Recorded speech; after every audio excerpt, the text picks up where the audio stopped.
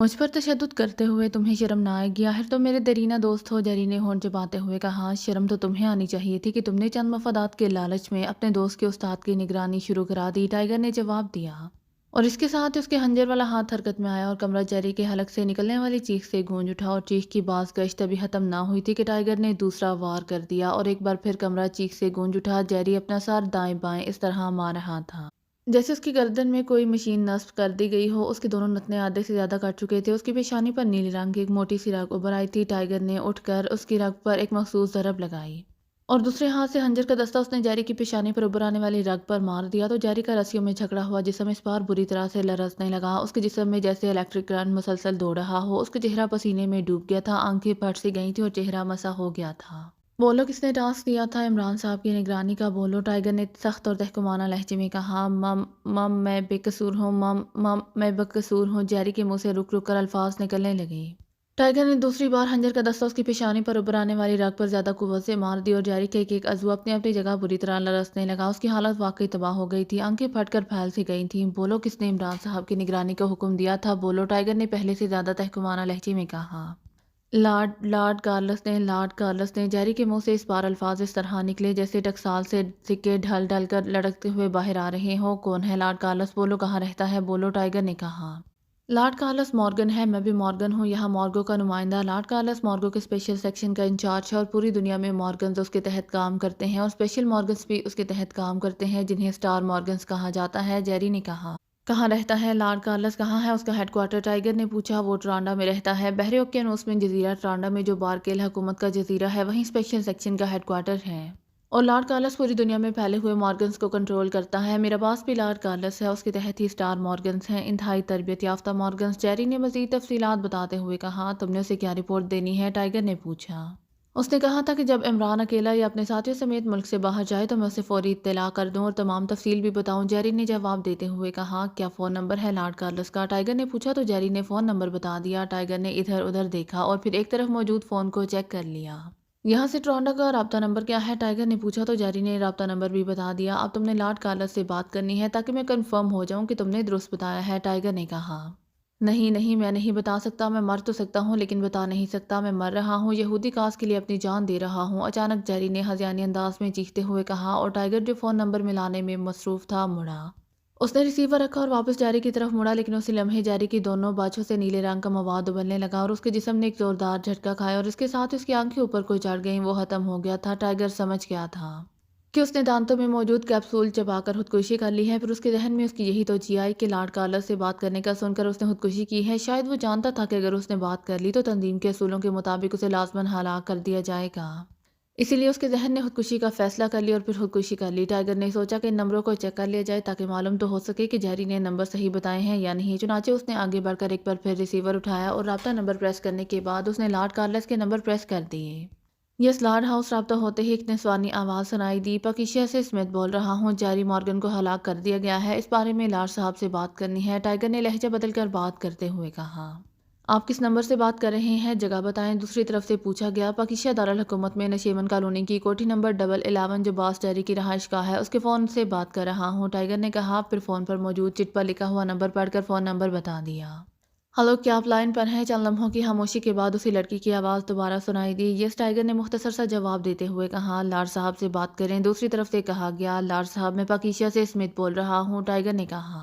اسے یقین تھا کہ چونکہ اسمتھ کا لہجہ اور آواز پہلے اس نے کبھی نہ سنی ہوگی اور اس کی سیکرٹری نے باقاعدہ تصدیق کر لی ہوگی کہ میں جیری کی رہائش گاہ کے نمبر سے ہی بات کر رہا ہوں، اسی لیے وہ اس پر شک نہیں کرے گا۔ یس، لارڈ کارلس بول رہا ہوں، تم جیری کے بارے میں کیا جانتے ہو؟ ایک بھاری سی آواز سنائی دی۔ میرا نام اسمتھ ہے جناب، میں باس جیری کا نمبر 2 ہوں اور باس جیری نے مجھے یہاں کے ایک مقامی آدمی عمران کی نگرانی کا حکم دیا تھا اور یہ حکم بھی انہوں نے دیا تھا کہ میں فون پر انہیں رپورٹ نہ دوں کیونکہ پاکیشا سیکرٹ سروس ان لینڈ کال فونوں کو کسی بھی لمحے چیک کر سکتی ہے اور کلب میں بھی رپورٹ نہ کروں بلکہ صبح کو اس وقت رہائش گاہ پر آ کر تفصیلی رپورٹ دوں۔ چنانچہ ان کے حکم کے مطابق میں آپ یہاں آیا تو یہاں تمام ملازمین بے ہوش پڑے ہوئے تھے جبکہ باس جیری کو ان کے بیڈ روم میں نیند کے دوران گولیاں مار کر ہلاک کیا گیا تھا۔ مجھے باس جیری نے آپ کے بارے میں بتایا تھا اور آپ کا نمبر بھی دے دیا تھا کہ اگر انہیں کسی بھی وقت کچھ بھی ہو جائے تو میں آپ کو فون پر اطلاع دے دوں، اس لیے میں نے جرات کی ہے، ٹائیگر نے تفصیل سے جواب دیتے ہوئے کہا۔ نگرانی کا کیا نتیجہ نکل رہا ہے؟ لارڈ کارلس نے پوچھا۔ عمران یہاں ہوٹلوں اور کلبوں میں پھرتا رہا ہے، بس، ٹائیگر نے جواب دیا۔ ٹھیک ہے، تم نگرانی جاری رکھو، جب وہ ملک سے باہر جائے تو تم نے مجھے اطلاع دینی ہے۔ جیری کو جو معاوضہ دیا جا رہا ہے وہ اب تمہیں دیا جائے گا۔ تمہارے بارے میں ہیڈ کوارٹر میں فائل موجود ہے، لارڈ کارلس نے کہا، اور اس کے ساتھ اس نے رابطہ ختم کر دیا۔ تو ٹائیگر نے ریسیور رکھا اور تیزی سے مڑ کر وہ بیڈ روم سے باہر آ گیا، اور پھر کچھ دیر بعد اکبی طرف سے دیوار پھاند کر ایک بار پھر باہر آ گیا۔ وہ چاہتا تو سامنے کے رخ سے چھوٹا پھاٹک کھول کر باہر آ سکتا تھا، لیکن اس طرح وہ کسی کی نظروں میں آ سکتا تھا یا پارکنگ بوائے والے کو بھی اس پر شک کر سکتا تھا، اور معاملہ پولیس تک بھی پہنچ سکتا تھا۔ گو سے پولیس کی اتنی فکر نہیں تھی، لیکن وہ اسے بدمزگی سمجھتا تھا، اس لیے کیسے معاملات سے گڑبڑ ہوتی تھی۔ تھوڑی دیر بعد وہ پارکنگ میں پہنچ گیا، اس نے کارڈ واپس کیا، اور چونکہ فیس یہاں ایڈوانس دی جاتی تھی اس لیے کارڈ دے کر اس نے کار سٹارٹ کی، اور پھر کار لے کر وہ سیدھا عمران کے فلیٹ کی طرف روانہ ہو گیا تاکہ عمران کو سارے معاملے کی تفصیلی رپورٹ دے سکے۔ آندرے ٹرانڈے میں واقع اپنے سیکشن آفس میں موجود تھا، اس کے سامنے شراب کی بوتل اور 2 گلاس موجود تھے، لیکن اس نے بوتل کو کھولا نہیں تھا۔ وہ بار بار بند دروازے کی طرف اس طرح دیکھ رہا تھا جیسے اسے شدت سے کسی کا انتظار ہو۔ پھر چند لمحوں بعد دروازہ کھلا، اور لمبے قد اور متناسب جسم کی مالکہ ایک نوجوان لڑکی جس نے جینس کی پینٹ کے ساتھ جینس کی جیکٹ پہنی ہوئی تھی اندر داخل ہوئی۔ آؤ آؤ، لاسی میں بڑی شدت سے تمہارا انتظار کر رہا تھا، آندرے نے مسکراتے ہوئے کہا۔ وہ کیوں باز، کیا کوئی خاص بات؟ لاسی نے میز کی دوسری طرف موجود کرسی پر بیٹھتے ہوئے کہا۔ مجھے بڑی شدت سے شراب کی طلب ہو رہی تھی اور میں شراب تمہارے ساتھ مل کر پینا چاہتا تھا، آندرے نے مسکراتے ہوئے کہا، اور اس کے ساتھ اس نے بوتل کا ڈھکن کھولا، اور پھر دونوں گلاسوں میں شراب ڈال کر اس نے بوتل واپس میز پر رکھ کر اس کا ڈھکن لگایا اور ایک گلاس اٹھا کر سامنے رکھ دیا۔ بہت شکریہ باس، لاسی نے مسکراتے ہوئے کہا، اور گلاس اٹھا کر اس نے ایک گھونٹ بھرا اور گلاس اپنے سامنے میز پر رکھ دیا۔ آندرے بھی ایک گھونٹ پی چکا تھا۔ تمہیں میں نے اس لیے کال کیا تھا کہ ہمیں ایک انتہائی خطرناک مشن دیا گیا ہے جسے ہم نے ہر صورت میں کامیابی میں تبدیل کرنا ہے، آندرے نے کہا۔ تو لاسی کے چہرے پر ایک لہر سنجیدگی کی تیسی چڑھ گئی کیونکہ وہ آندرے کے مزاج کو سمجھتی تھی۔ آندرے اس وقت ایسی بات کرتا تھا جب معاملات بے حد نازک ہوں۔ ہماری کوشش تو یہی ہوتی ہے کہ ہمارا ہر مشن کامیاب ہو۔ کیا یہ کوئی اسپیشل مشن ہے جس کے لیے تمہیں اس انداز میں ڈائلاگ بولنے کی ضرورت پیش آ گئی ہے؟ لاسی نے کہا۔ ہاں، تم پاکیشائی عمران کو جانتی ہو، پاکیشا سیکرٹ سروس کے ساتھ کام کرنے والا پرائیویٹ ایجنٹ، آندرے نے کہا۔ تو لاسی بے اختیار اچھل پڑی۔ کیا یہ مشن پاکیشا سیکرٹ سروس اور عمران کے خلاف ہے؟ لاسی نے ایسے لہجے میں کہا جیسے اسے اس بات پر یقین نہ آ رہا ہو۔ ہاں، ہمیں پاکیشا سیکرٹ سروس اور خصوصاً اس عمران کے خاتمے کا مشن دیا گیا ہے، اور ہم نے اسے ہر صورت میں کامیاب کرنا ہے، اور میں نے تمہیں اسی لیے بلایا ہے کہ تم کوگوئی ایجنسی میں ایشیائی ڈیسک پر طویل عرصہ تک کام کرتی رہی ہو، اسی لیے تم ہم سے زیادہ بہتر انہیں جانتی ہوگی، آندرے نے کہا۔ تو لاسی نے بے اختیار ایک طویل سانس لیا۔ تو بالآخر مارگو کے اسپیشل آندرے گروپ پر بھی وقت آ گیا ہے جب اسے اپنی بقا کی جنگ لڑنا پڑے گی، لاسی نے کہا۔ یہ کیا کہہ رہی ہو؟ جنگ تو اب عمران اور اس کے ساتھیوں کو اپنی بقا کی لڑنا پڑے گی، ہمیں نہیں، آندرے نے منہ بناتے ہوئے کہا۔ ایک ہی بات ہے، لیکن بیٹھے بٹھائے مارگو کے اعلیٰ حکام کو کیا سوجی؟ اس کا پس منظر کیا ہے؟ لاسی نے کہا۔ تو آندرے نے اسے کارمن سے ڈاکٹر ہیرال کا اغوا اور پھر کارمن حکومت کی طرف سے پاکیشا سیکرٹ سروس کی خدمات حاصل کرنے کی تفصیل بتا دی۔ تو پاکیشا سیکرٹ سروس کارمن سائنسدان کی واپسی کے لیے کام کرے گی، لاسی نے کہا۔ ہاں، لیکن چونکہ انہیں مارگو کے بارے میں نہ کچھ علم ہے اور نہ ہی وہ یہ جانتے ہیں کہ ڈاکٹر ہیرال کو کہاں پہنچایا گیا ہے، اس لیے یہ معلوم نہیں ہے کہ وہ کہاں جائیں گے۔ اب ساری دنیا کی ہاک تو چھاننے سے رہی، جہاں تک میری معلومات ہے عمران کے بارے میں مشہور ہے کہ وہ ٹارگٹ فکس کر کے اور اس بارے میں تمام معلومات اور تفصیلات حاصل کر کے ہی مشن مکمل کرنے کے لیے پاکیشا سے باہر نکلتا ہے، اور جب اسے معلوم ہی نہ ہو سکے گا تو پھر وہ پاکیشا سے باہر بھی نہ آ سکے گا، اسی لیے میرا خیال ہے کہ ہمیں اس کا خاتمہ کرنے کے لیے پاکیشا جانا ہوگا، آندرے نے کہا۔ پاکیشا میں تو کوئی نہ کوئی مورگن موجود ہوگا، کیا اس کے ذمہ نہیں لگایا جا سکتا کہ وہ عمران کی نگرانی کرے، اس کے فون ٹیپ کرے اور اس بارے میں ہمیں اطلاع دے تاکہ ہم اس کی دی ہوئی اطلاعات کے مطابق پلاننگ کر سکیں، لاسی نے کہا۔ ایک آدمی جیری کے ذمہ لارڈ صاحب نے یہ کام لگایا ہے، وہ اطلاع دے گا کہ عمران پاکیشا سے کب اور کہاں کے لیے روانہ ہوا ہے، پھر ہم اس کو جھپٹ لیں گے چاہے وہ کہیں کا بھی رخ کرے، آندرے نے جواب دیتے ہوئے کہا۔ اور اگر وہ پاکیشا سے باہر نہ آیا تو پھر، لاسی نے کہا۔ وہ لازماً نکلے گا، اس لیے کہ اس نے ڈاکٹر ہیرال کو واپس لے کر آنا ہے، آندرے نے جواب دیتے ہوئے کہا۔ آپ ٹھیک کہہ رہے ہیں باس، میرے پاس اس عمران کے کام کرنے کے انداز کی جتنے بھی رپورٹیں آئی تھیں ان کی بنیاد اس بات پر تھی کہ وہ اس وقت تک ٹارگٹ کی طرف نہیں بڑھتا جب تک اس کے بارے میں مکمل معلومات حاصل نہ کر لے۔ یہ اور بات ہے کہ وہ ناقابل حد یقین تک جلد از جلد تمام معلومات حاصل کر لیتا ہے، اور جو بات یا مقاموں سے جتنا خفیہ رکھا جائے وہ اسے معلوم کر لیتا ہے، لاسی نے جواب دیتے ہوئے کہا۔ لیکن اس سے پہلے کہ آندرے کوئی بات کرتا، میز پر موجود فون کی مترنم گھنٹی بج اٹھی تو آندرے نے ریسیور اٹھا لیا۔ یس، آندرے بول رہا ہوں، آندرے نے کہا۔ لارڈ صاحب سے بات کریں، دوسری طرف سے مودبانہ لہجے میں کہا گیا۔ تو آندرے نے سامنے بیٹھی ہوئی لاسی کی طرف دیکھتے ہوئے لاؤڈر کا بٹن پریس کر دیا۔ یس سر، آندرے بول رہا ہوں، آندرے نے کہا۔ آندرے پاکیشا سے کہا، ہمیں اطلاع ملی ہے وہاں ہمارے آدمی جیری کو اس کی رہائش گاہ میں گولیاں مار کر ہلاک کر دیا گیا ہے۔ دوسری طرف سے لارڈ کارلس کی آواز سنائی دی تو آندرے اور سامنے بیٹھی ہوئی لاسی دونوں چونک پڑے۔ کس نے اسے ہلاک کیا ہے لارڈ، اور کیوں؟ آندرے نے حیرت بھرے لہجے میں کہا۔ یہ تو بعد میں معلوم ہوتا رہے گا، لیکن وہ چونکہ عمران کی نگرانی کر رہا تھا اسی لیے لازماً عمران نے یہ حرکت کی ہوگی، لارڈ کارلس نے کہا۔ کس نے اطلاع دی ہے لارڈ صاحب، آندرے نے پوچھا۔ اس کے سیکنڈ سمتھ نے، لارڈ کارلس نے جواب دیتے ہوئے کہا۔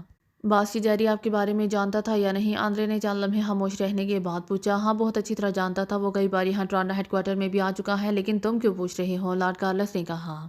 لارڈ صاحب، عمران اسی انداز میں معلومات حاصل کرتا ہے، اسے نگرانی کا علم ہو گیا ہوگا اور اس نے نگرانی کرنے والے کو پکڑ کر اس سے جیری کے بارے میں معلومات حاصل کی ہوں گی اور پھر وہ جیری پر چڑھ دوڑا ہوگا اور جیری سے یقیناً اس نے ٹرانڈا ہیڈ کوارٹر اور آپ کے بارے میں معلومات حاصل کی ہوں گی۔ اب وہ سیدھا آپ پر ریڈ کرے گا، کیونکہ یقیناً آپ کو علم ہے کہ ڈاکٹر ہیرال کہاں ہے۔ اس طرح وہ اپنے ٹارگٹ پر پہنچ جائے گا، آندرے نے تجزیہ کرتے ہوئے کہا۔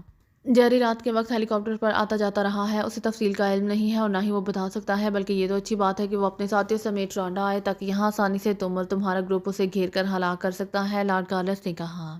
یس لارڈ، یہ واقعی اس کے لیے بہترین ٹریپ ثابت ہوگا اور ہم اسے یقینی طور پر ہلاک کر دیں گے، کیونکہ یہاں اس کا کوئی ساتھی یا معاون نہیں ہو سکتا، جبکہ سب ہمارے معاون ہیں، لیکن ہمیں معلوم تو ہو کہ وہ لوگ کب یہاں پہنچ رہے ہیں، کیونکہ یہاں تو سارا سال ہر ملک کے سیاح کثیر تعداد میں آتے جاتے رہتے ہیں، آندرے نے کہا۔ وہاں سمتھ تو موجود ہے اور میں نے اسے حکم بھی دے دیا ہے کہ وہ نگرانی جاری رکھے، لیکن اب مجھے ان لوگوں پر اعتماد نہیں رہا اور یہ بھی غلط ہے کہ ہم یہاں پر ہاتھ دھرے رپورٹوں کے انتظار میں بیٹھے رہیں، ہمیں خود اس کے خلاف میدان میں نکلنا ہوگا، لارڈ کارلس نے کہا۔ لارڈ صاحب، میں لاسی بول رہی ہوں، لاسی نے یکلہت اٹھ کر آندرے کی سائڈ کی طرف جاتے ہوئے کہا اور پھر ہاتھ بڑھا کر آندرے کے ہاتھ سے ریسیور پکڑ لیا۔ یس، تم کیا کہنا چاہتی ہو؟ لارڈ کارلس نے کہا۔ لارڈ صاحب، ہمیں کسی رپورٹ کی ضرورت نہیں ہے، ہمیں خود یہ کام کرنا ہے۔ ویسے عمران ڈاکٹر ہیرال کے پیچھے مشکل سے ہی آئے گا، کیونکہ جہاں تک میں اسے سمجھتی ہوں وہ صرف اپنے ملک کے مسلمانوں کی کاز کے لیے ہی کام کرتا ہے، کسی دوسرے ملک کے لیے نہیں۔ اس لیے ایسا ہو سکتا ہے کہ وہ اس مشن پر سرے سے کام ہی نہ کرے۔ ایسی صورت میں کیا ہمیں پھر بھی مشن مکمل کرنا ہوگا یا نہیں؟ لاسی نے کہا۔ ہاں، ہمیں ہر صورت میں اور ہر قیمت پر یہ مشن مکمل کرنا ہے، کیونکہ چیف مورگن نے اس کا حکم دے دیا ہے اور اب اس حکم پر مورگو سے تعلق رکھنے والا ہر فرد عمل کرنے کا پابند ہے۔ عمران اور پاکیزہ سیکرٹ سروس پوری دنیا کے یہودیوں کے دشمن ہے اور مورگو کے قیام کا مقصد یہی ہے کہ ان دشمنوں کا خاتمہ کر دیا جائے، لارڈ کارلس نے جواب دیتے ہوئے کہا۔ یس لارڈ، آپ بے فکر رہیں، اب ہم اس مشن کے لیے اپنی جانیں بھی لڑا دیں گے، لاسی نے کہا اور ریسیور واپس آندرے کے ہاتھ میں دے دیا، پھر وہ واپس اپنی کرسی پر آ کر بیٹھ گیا۔ لاسی ٹھیک کہہ رہی ہے لارڈ صاحب، آپ بے فکر رہیں، ہم خود ہی اس کے بارے میں تمام کارروائی مکمل کریں گے، البتہ آپ اپنے ہیڈ کوارٹر کو اس وقت تک ریڈ الرٹ رکھیں گے جب تک یہ لوگ ہلاک نہیں ہو جاتے، تاکہ ہمیں ہیڈ کوارٹر کی طرف سے تسلی رہے، آندرے نے کہا۔ ٹھیک ہے، لارڈ کارلس نے کہا اور اس کے ساتھ ہی رابطہ ختم ہو گیا تو آندرے نے بھی ریسیور رکھ دیا۔ اب ہمیں اپنے مشن کے بارے میں لازماً کوئی لائے عمل طے کر لینا چاہیے، آندرے نے کہا۔ عمران کے پیچھے پاکیزہ جانے کا کوئی فائدہ نہیں ہے، جیری کی موت نے یہ حتمی کوشچن دے دیا ہے کہ جلد ہی عمران اپنے ساتھیوں سمیت ٹرانڈا میں موجود ہوگا، البتہ ٹرانڈا آنے کے لیے اسے اپنے پہلے بارگیل پہنچنا ہوگا اور پھر بارگیل سے وہ ٹرانڈا پہنچے گا، اس لیے ہمیں ٹرانڈا گھاٹ پر انتہائی سخت نگرانی کرنا ہوگی۔ وہاں میک اپ چیک کرنے والے کیمرے نصب کرنے ہوں گے، لاسی نے کہا، بلکہ میرا خیال ہے کہ یہاں تم سنبھالو، میں گروپ کے افراد کو لے کر بارکیل کی بندرگاہ کی نگرانی کرتا ہوں۔ عمران اور اس کے ساتھی لامحالہ وہاں سے لانچ یا کوئی اسٹیمر یا مسافر بردار فیری کے ذریعے ہی ٹرانڈا آئیں گے، اگر ہم وہاں ان کا خاتمہ بھی نہ کر سکے تب بھی ہم نے ان کے بارے میں یہاں ٹرانڈا میں تو اطلاع دے سکتے ہیں، آندرے نے کہا۔ اس کام کے لیے تم اور تمہارے ساتھی اور آدمیوں کو جانے کی ضرورت نہیں ہے، تم اس کام کے لیے جینٹ کو وہاں بھیج دو، جینٹ کے ویسے بھی بندرگاہ پر بے حد دوستانہ رابطے ہیں، وہ زیادہ اچھی طرح ان کا سراغ لگا لے گی، لاسی نے کہا۔ تو آندرے نے اس بات میں سر ہلاتے ہوئے ریسیور کی طرف ہاتھ بڑھا دیا تاکہ جینٹ کو کال کر کے اس کے ذمہ بارکیل کی ڈیوٹی لگا دے۔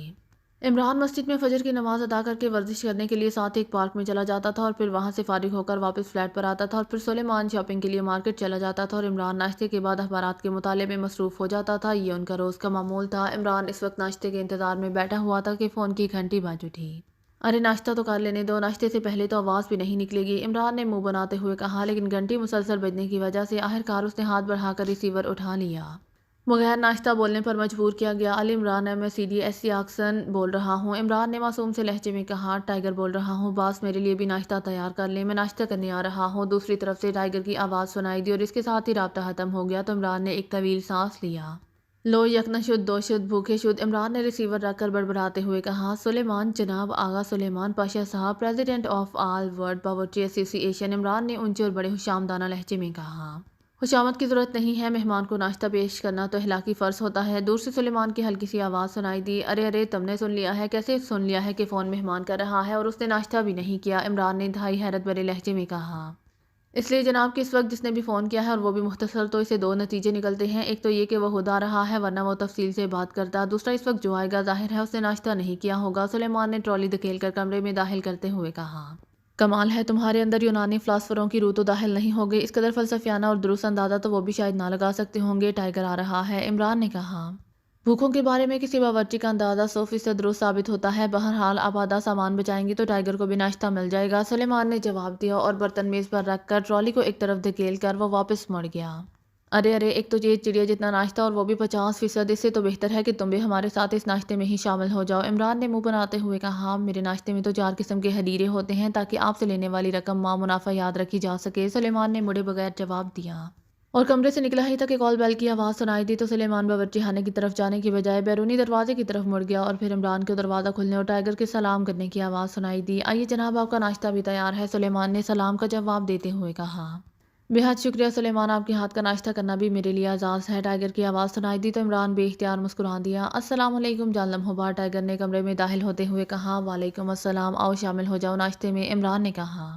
وہ سلیمان لے کر آئے گا، فی الحال آپ کریں ناشتہ، ٹائیگر نے کہا اور سائڈ پر موجود واش بیسن کی طرف مڑ گیا تاکہ ہاتھ دھو سکے۔ ارے مل کر کھانے میں برکت ہوتی ہے، تمہارے والا ناشتہ اس میں شامل ہو جائے گا، عمران نے کہا۔ یس باس، ٹائیگر نے کہا اور پھر ہاتھ وہ دھو کر آیا تو ناشتے میں شریک ہو گیا۔ سلیمان نے مزید ناشتہ لا کر رکھ دیا اور وہ بھی ان دونوں نے اکٹھے ہی کیا۔ ناشتے کے بعد چائے کا دور شروع ہوا اور پھر سلیمان نے آ کر برتن سے اٹھا کر میز ٹرالی میں رکھنے شروع کر دیے۔ آج تم اتنی صبح کیسے باہر نکل پڑے؟ مچھروں کی تعداد بڑھ گئی تھی یا روزی راسکل نے تمہیں صبح کی سیر کرنے کا حکم دے دیا تھا؟ عمران نے چائے کا گھونٹ لیتے ہوئے کہا۔ بس میں تو روزانہ صبح اٹھتا ہوں، نماز سے فارغ ہو کر ورزش کرتا ہوں اور پھر اسی لیے سو جاتا ہوں کہ صبح سویرے میرے لیے کوئی کام نہیں ہوتا اور نہ ہی انڈر ورلڈ کا کوئی ادارہ کھلتا ہے۔ جہاں تک روزی راسکل کا تعلق ہے تو وہ صبح کی سیر کرنے کے بجائے یقیناً پڑی سو رہی ہوگی، ٹائیگر نے منہ بناتے ہوئے کہا تو عمران مسکرا دیا۔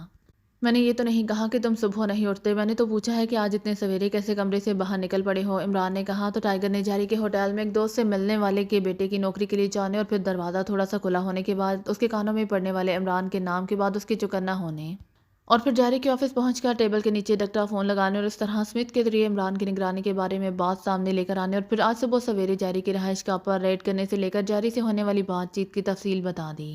گڈ ٹائیگر، اب تم نے واقعی ایک بہت بڑا مسئلہ حل کر دیا ہے۔ اس لارڈ کارلس کا نمبر کیا ہے اور رابطہ نمبر کیا ہے؟ عمران نے کہا تو ٹائیگر نے اسے دونوں نمبر بتا دیے اور یہ بھی بتا دیا کہ اس نے اسمتھ باندھ کر اس نمبر پر لارڈ کارلس سے بات کی اور پھر ٹائیگر نے لارڈ کارلس سے ہونے والی بات چیت بھی دہرا دی۔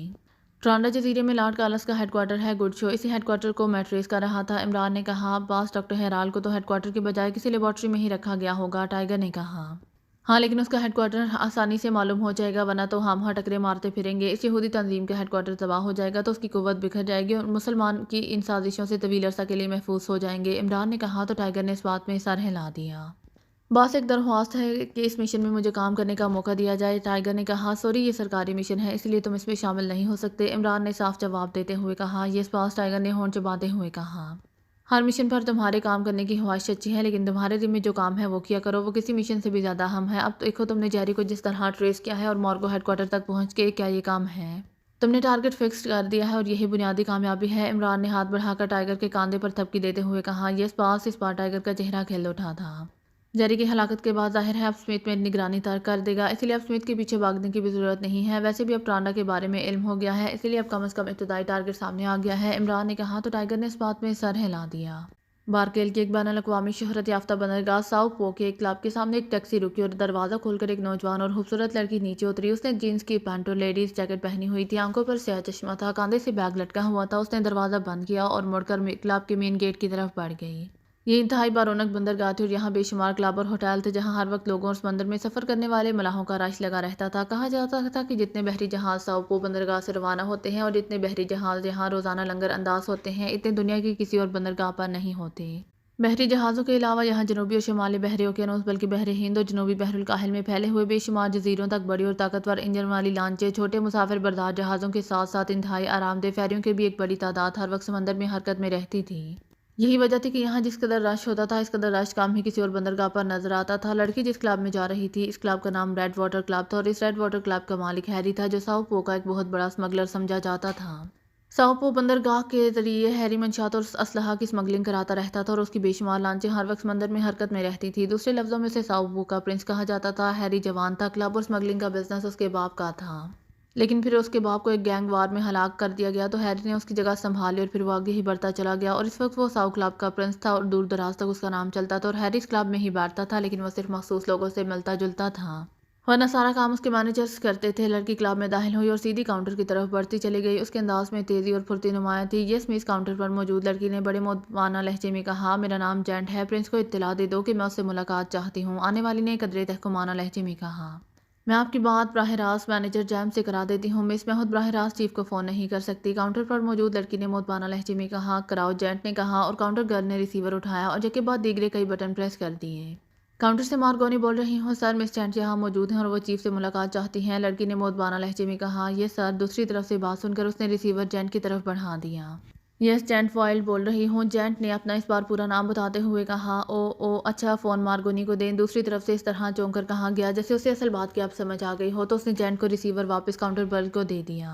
यस सर, काउंटर गर्ल ने कहा। फिर दूसरी तरफ से बात सुनकर उसने यस सर कहा और फिर रिसीवर रखकर काउंटर के नीचे से एक सुर्ख रंग का कार्ड निकालकर उस पर दस्तखत किए और कार्ड जेंट की तरफ बढ़ा दीजिए। ये लीजिए मिस साहिबा, मैनेजर साहब चीफ को फ़ोन कर देंगे, आप उनसे मुलाकात के लिए तशरीफ़ ले जा सकती हैं, काउंटर गर्ल ने बड़े मोतबाना लहजे में कहा। ओके थैंक यू, जेंट ने मुस्कुराते हुए कहा और फिर कार्ड लिए वो उस लेफ्ट की तरफ बढ़ गई जिसके ऊपर स्पेशल लिखा हुआ था और दरवाजे पर 2 मुसल्ला गार्ड मौजूद थे। जेंट ने उनके करीब जाकर कार्ड उनकी तरफ बढ़ा दिया। यस मिस आइए, एक गार्ड ने कहा और उसने लिफ्ट का दरवाज़ा खोल दिया।